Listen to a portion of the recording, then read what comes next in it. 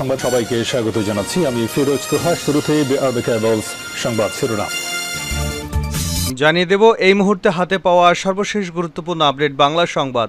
শুরুতেই থাকছে অবৈধ আওয়ামী শাসক গোষ্ঠী বিএনপি নেতাকর্মীদের উপর ব্যাপক সহিংস আক্রমণ শুরু করেছে বলে মন্তব্য করেছেন বিএনপির মহাসচিব মির্জা ফখরুল ইসলাম আলমগীর।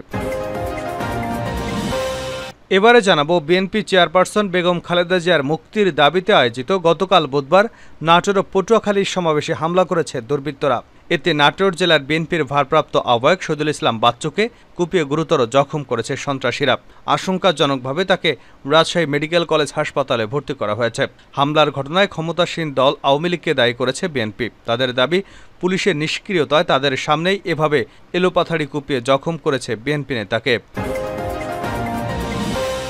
জানাবো বিএনপির স্থায়ী কমিটির সদস্য গয়েশ্বর চন্দ্র রায় বলেছেন, বিএনপিকে জনগণের মন থেকে মুছে ফেলার জন্য আওয়ামী সরকার নানা রকম ষড়যন্ত্র করছে, কিন্তু তা কখনো সফল হবে না, বরং আপনারা আপনাদের কৃতকর্মের জন্য মুছে যাবেন। এদিকে আওয়ামী লীগের সাধারণ সম্পাদক এবং সড়ক পরিবহন ও সেতুমন্ত্রী ওবায়দুল কাদের বলেছেন, বিএনপি পরনির্ভরশীল দলে পরিণত হয়েছে। এখন কোটা আন্দোলনের উপর ভর করেছে বিএনপি। এতে কোনো কাজ হবে না। বিএনপি দল ভুয়া, তাদের কর্মসূচি ভুয়া, তাদের মনের জোর কমে গেছে, গলার জোর বেড়ে গেছে। এবারে থাকছে দুর্নীতির বরপুত্র সাবেক অতিরিক্ত আইজিপি শামসুদ্দোহা। পুলিশের সাবেক অতিরিক্ত মহাপরিদর্শক ডক্টর শামসুদ্দোহা খন্দকার নিজ বাহিনীতে দুর্নীতির বরপুত্র হিসেবে পরিচিত ছিলেন। অবৈধ অর্থ উপার্জনে তার জুড়িমেলা ভার। বিশেষ করে প্রেষণে বাংলাদেশ অভ্যন্তরীণ নৌ পরিবহন কর্তৃপক্ষের চেয়ারম্যান পদে যোগ দিয়ে হয়ে উঠেছিলেন আরও বেপরোয়া। এবং সর্বশেষ জানাবো আন্তর্জাতিক সংবাদ। কমান্ডার হত্যার জবাবে ইসরায়েলে 100 রকেট হামলা চালিয়েছে হিজবুল্লাহ। ইসরায়েলে হামলায় লেবাননের ইরান সমর্থিত সশস্ত্র গোষ্ঠী হিজবুল্লাহর এক শীর্ষ কমান্ডার নিহত হওয়ার প্রতিবাদে ইসরায়েলকে লক্ষ্য করে 100টি কাতিউষা রকেট হামলা চালিয়েছে সংগঠনটি। বুধবার ইসরায়েলের মার্জুনের দক্ষিণ লেবানিস এলাকাসহ বিভিন্ন জায়গায় এই হামলা চালায় হিজবুল্লাহ। খবর আল জাজিরার। এতক্ষণ শিরোনাম শুনছিলেন, এবার বিস্তারিত। প্রিয় দর্শক, আপনি যদি এই চ্যানেলে নতুন হয়ে থাকেন, ভিডিওটি দেখতে দেখতে চ্যানেলটি সাবস্ক্রাইব করে আমাদের সঙ্গেই থাকুন। আর এই ভিডিও সম্পর্কে আপনি আপনার মূল্যবান মতামতটি কমেন্ট বক্সে জানিয়ে দিন। আর হ্যাঁ প্রিয় দর্শক, জানিয়ে দিন ভিডিওটি কোথা থেকে দেখছেন। শাসক গোষ্ঠী বিএনপি নেতাকর্মীদের উপর সহিংস আক্রমণ শুরু করেছে মির্জা ফখরুল। অবৈধ আওয়ামী শাসক গোষ্ঠী বিএনপি নেতাকর্মীদের উপর ব্যাপক সহিংস আক্রমণ শুরু করেছে বলে মন্তব্য করেছেন বিএনপির মহাসচিব মির্জা ফখরুল ইসলাম আলমগীর। গণমাধ্যমে পাঠানো এক বিবৃতিতে এমন মন্তব্য করেছেন তিনি। বিবৃতিতে বলা হয়েছে, গত 29শে জুলাই ঢাকার কেন্দ্রীয়ভাবে এবং 1 জুলাই সারা দেশের সকল মহানগরে এবং আজ সারা দেশের সব জেলা শহরে বিএনপি চেয়ারপারসন দেশনেত্রী বেগম খালেদা জিয়ার নিঃশর্ত মুক্তির দাবিতে আয়োজিত শান্তিপূর্ণ সমাবেশে সরকারদলীয় সন্ত্রাসী এবং আইনশৃঙ্খলা বাহিনী বিএনপি নেতাকর্মীদের উপর হিংস্র আক্রমণ চালিয়ে তাদের গুরুতরভাবে জখম করেছে। এ ন্যাক্কারজনক ঘটনার তীব্র নিন্দা ও প্রতিবাদ জানিয়েছেন তিনি। বিবৃতিতে বিএনপি মহাসচিব আরও বলেন, সাবেক প্রধানমন্ত্রী ও বিএনপি চেয়ারপারসন দেশনেত্রী বেগম খালেদা জিয়ার মুক্তির দাবিতে আজ নাটোরে জেলা বিএনপির উদ্যোগে আয়োজিত সমাবেশ স্থলে আওয়ামী লীগ সন্ত্রাসীরা সশস্ত্র হামলা চালিয়ে বিএনপির বন ও পরিবেশ বিষয়ক সম্পাদক ও রাজশাহী সিটি কর্পোরেশনের সাবেক মেয়র মুসাদেক হোসেন বুলবুল, নাটোর জেলা বিএনপির ভারপ্রাপ্ত আহ্বায়ক শহীদুল ইসলাম বাচ্চু সহ অনেক নেতাকর্মীকে গুরুতর আহত করে। বিবৃতিতে তিনি আরও বলেন, 7ই জানুয়ারি ডামি নির্বাচনের মাধ্যমে জোর করে রাষ্ট্র ক্ষমতা দখলকারী আওয়ামী অবৈধ শাসক গোষ্ঠী বিএনপি নেতাকর্মীদের উপর ব্যাপক সহিংস আক্রমণ শুরু করেছে। নেতাকর্মীদের উপর হামলা চালিয়ে তাদেরকে গুরুতর জখম সহ বিভিন্নভাবে নির্যাতনের উদ্দেশ্যই হল আওয়ামী অবৈধ শাসনে কেউ যেন প্রতিবাদ করতে সাহস না পায়। বিএনপি সহ সমমনা দল ও গণতন্ত্রকামী মানুষের চলমান আন্দোলন কর্মসূচিকে বাধাগ্রস্ত করতেই অবৈধ আওয়ামী দখলদার সরকার আইনশৃঙ্খলা বাহিনী এবং তাদের সশস্ত্র সন্ত্রাসীদের মাধ্যমে পৈশাচিক উন্মত্ততায় মেতে উঠেছে। এ ধরনের বর্বরতার বিরুদ্ধে ধিক্কার জানানোর ভাষা আমার জানা নেই। নিষ্ঠুরতা, পৈশাচিকতা, বর্বরতা, অমানবিকতার দৃষ্টান্ত হচ্ছে আওয়ামী লীগ। বিএনপির মহাসচিব বিবৃতিতে আওয়ামী সন্ত্রাসীদের হামলায় গুরুতর আহত নেতাকর্মীদের আশু সুস্থতা কামনা করেন। তিনি উল্লেখিত নেতাকর্মীদের বিরুদ্ধে দায়েরকৃত মিথ্যা মামলা প্রত্যাহার ও নিঃশর্ত মুক্তি ও নিখোঁজ নেতাদের অবিলম্বে তাদের পরিবারের কাছে ফিরিয়ে দেওয়ার জোর আহ্বান জানান। নাটোরে বিএনপির আহ্বায়ক বাচ্চুকে কুপালো যুবলীগ। বিএনপি চেয়ারপারসন খালেদা জিয়ার মুক্তির দাবিতে আয়োজিত গতকাল বুধবার নাটোর ও পটুয়াখালী সমাবেশে হামলা করেছে দুর্বৃত্তরা। এতে নাটোর জেলা বিএনপির ভারপ্রাপ্ত আহ্বায়ক শহীদুল ইসলাম বাচ্চুকে কুপিয়ে গুরুতর জখম করা হয়েছে। আশঙ্কাজনকভাবে তাকে রাজশাহী মেডিকেল কলেজ হাসপাতালে ভর্তি করা হয়েছে। মামলার ঘটনায় ক্ষমতাসীন দল আওয়ামী লীগকে দায়ী করেছে বিএনপি। তাদের দাবি, পুলিশের নিষ্ক্রিয়তায় তাদের সামনে এসব হামলা হয়েছে।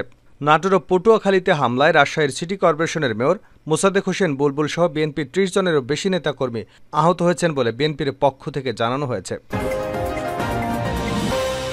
সরকারের ষড়যন্ত্র সফল হবে না গয়েশ্বর। বিএনপির স্থায়ী কমিটির সদস্য গয়েশ্বর চন্দ্র রায় বলেছেন, বিএনপিকে জনগণের মন থেকে মুছে ফেলার জন্য আওয়ামী সরকার নানা ষড়যন্ত্র করছে, কিন্তু তা কখনো সফল হবে না, বরং আপনারা আপনাদের কৃতকর্মের জন্য মুছে যাবেন। বুধবার বিকেলে যশোর টাউন হল মাঠে জেলা বিএনপি আয়োজিত সমাবেশে প্রধান অতিথির বক্তব্যে এসব কথা বলেন তিনি। দলের কেন্দ্রীয় কর্মসূচির অংশ হিসেবে বিএনপি চেয়ারপারসন খালেদা জিয়া নিঃশর্ত মুক্তির দাবিতে এ সমাবেশ হয়। গয়েশ্বর চন্দ্র রায় বলেন, সংসদে কোনো রাজনীতিক পরিবেশ নেই, প্রশাসনীয় মাফিয়া। এই চক্রের হাত থেকে দেশকে রক্ষা করতে হবে। সরকার উন্নয়নের নামে দেশে ব্যাপক দুর্নীতি করে যাচ্ছে জানিয়ে তিনি বলেন, তাদের এই দুর্নীতির ভার টানতে হচ্ছে দেশের জনগণকে ভর্তুকির মাধ্যমে। এই ভর্তুকি হলো ভৌতিক বিল, যা আপনাকে আমাকে বছরের পর বছর দিতে হয়। সরকারি চাকরিজীবীদের বিষয়ে বিএনপির নীতি নির্ধারক বলেন, আমরা জানতাম সরকারি কর্মচারীরা জনগণের সেবক, কিন্তু এখন আমরা তাদের সেবকে পরিণত হয়েছে। কোনো কিছু হলে তারা বলে বড় স্যারেরা চাকরি খেয়ে ফেলবে, আমাদের করার কিছু নেই। অবস্থা এমন দাঁড়িয়েছে, এখন আমাদের সবার দায়িত্ব হলো তাদের চাকরি টিকে রাখা। সমাবেশে বিএনপির ভাইস চেয়ারম্যান শামসুজ্জামান দুদু বলেন, বেগম খালেদা জিয়াকে অন্যায়ভাবে আটকে রাখা হয়েছে। তার মুক্তির পর যে স্বচ্ছ নির্বাচন হবে তাতে আওয়ামী লীগ ২টি আসন পাবে। শেখ হাসিনাকে প্রতিটি আসনে জনগণ পরাজিত করবে, কারণ সেখানকার জনগণও আমাদের সঙ্গে আছে। আজকে এই বৈরী আবহাওয়া, জনগণের স্বতঃস্ফূর্ত উপস্থিতি সেটাই প্রমাণ করে। বৈরী আবহাওয়া উপেক্ষা করে অনুষ্ঠিত সমাবেশে সভাপতিত্ব করেন যশোর জেলা বিএনপির আহ্বায়ক অধ্যাপক নার্গিস বেগম। বিএনপি এখন কোটা আন্দোলনের উপর ভর করেছে ওবায়দুল কাদের। আওয়ামী লীগের সাধারণ সম্পাদক এবং সড়ক পরিবহন ও সেতুমন্ত্রী ওবায়দুল কাদের বলেছেন, বিএনপি পরনির্ভর দলে পরিণত হয়েছে। এখন কোটা আন্দোলনের উপর ভর করেছে বিএনপি। এতে কোনো কাজ হবে না। বিএনপি দল ভুয়া, তাদের কর্মসূচিও ভুয়া, তাদের মনের জোর কমে গেছে আর গলার জোর বেড়ে গেছে। বুধবার বিকেলে আওয়ামী লীগের ৭৫তম প্রতিষ্ঠা বার্ষিকী উপলক্ষে সাভারের হেমায়েতপুরে আয়োজিত আলোচনা সভায় প্রধান অতিথির বক্তব্যে তিনি এসব কথা বলেন। ঢাকা জেলা আওয়ামী লীগ এই আলোচনা সভার আয়োজন করে। ওবায়দুল কাদের বলেন, বিএনপি কি কেউ চালায়? বিএনপি লন্ডন থেকে রিমোট কন্ট্রোলের মাধ্যমে চলে। মধ্যরাতে ফরমান আসে। বিএনপির বড় বড় নেতা এখন তারেক আতঙ্কে আছেন, কখন কার কি হয়। তাদের কমিটি ভুয়া, ভুয়া দলের ভুয়া জন্মদিন। আন্দোলন কবে, ঈদের পরে নাকি আগে? এবছর না ও বছর, আন্দোলন হবে কোন বছর? দিন যায় বছর যায়, আন্দোলন আর আসে না। শেষ করছে আন্তর্জাতিক সংবাদ দিয়ে। কমান্ডার হত্যার জবাবে ইসরায়েলে ১০০ রকেট হামলা চালিয়েছে হিজবুল্লাহ। ইসরায়েলের হামলায় লেবাননের ইরান সমর্থিত সশস্ত্র গোষ্ঠী হিজবুল্লাহর এক শীর্ষ কমান্ডার নিহত হওয়ার প্রতিবাদে ইসরায়েলকে লক্ষ্য করে ১০০টি কাতিউষা রকেট দিয়ে হামলা চালিয়েছে সংগঠনটি। বুধবার ইসরায়েলের মার্জনের দক্ষিণ লেবানিস এলাকায় বিভিন্ন জায়গায় এই হামলা চালিয়েছে হিজবুল্লাহ। খবর আল জাজিরার। এক বিবৃতিতে হিজবুল্লাহ জানিয়েছে, জ্যেষ্ঠ কমান্ডারকে হত্যা করায় ইসরায়েলের দখলকৃত গোলান সাইটের ২টি স্থানে সব রকেট ছোড়া হয়েছে। তারা বলেছে, হিজবুল্লাহ যোদ্ধারা গোলান ডিভিশন হেডকোয়ার্টারে, নাফা ব্যারাক এবং আকাশ ও ক্ষেপণাস্ত্র প্রতিরক্ষা হেডকোয়ার্টারে কেইলা ব্যারাকে হামলা চালিয়েছে।